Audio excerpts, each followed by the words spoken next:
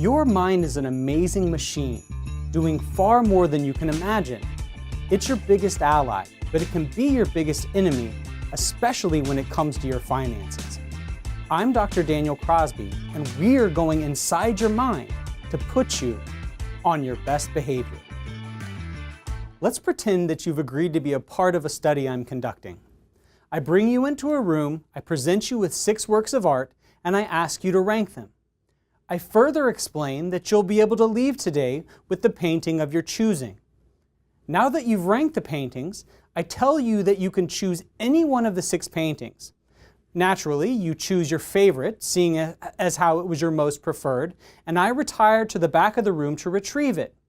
I return shortly with a worried look and apologetically tell you that the paintings you ranked 1 and 2 and 5 and 6 are all picked over, leaving only the ones you ranked 3 and 4.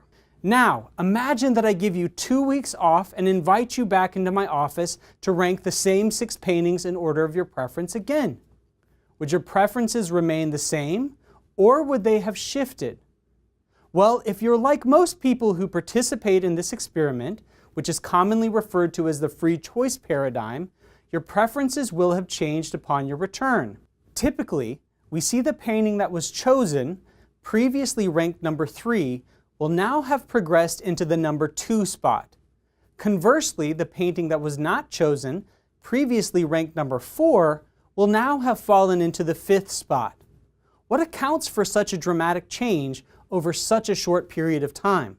The answer lies in our need to be special and to think in ourselves as competent, capable decision makers who make choices based on rational criteria. Dr. Dan Gilbert, Harvard professor and happiness researcher extraordinaire, describes the thought process of participants thusly.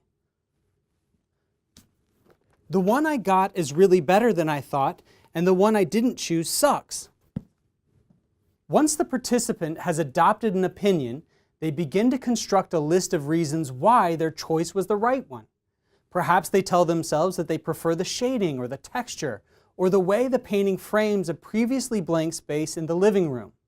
Whatever the specific reasons, we are prone to build up our decisions immediately upon having made a commitment. What's more, we play the other side of the fence too, and begin to mount an offensive against the road not taken. So what does this have to do with investing? The very act of making a decision can move us away from moderation. Pair this tendency with confirmation bias tendency to surround ourselves with like-minded others, and you have a recipe for conflict, polarization, and even extremism. Our brains, left to their own devices, make life easy, not good. And while this doesn't make life fulfilling, it does make some practical sense. After all, we're confronted with myriad decisions daily. What to wear, what to have for breakfast. Can you really blame us for wanting to put some of our thought processes on autopilot? So how do we overcome this automatic thinking when it comes to making investment decisions? Well, we need to become truth scientists. So how do we become truth scientists? We'll explore that in our next video.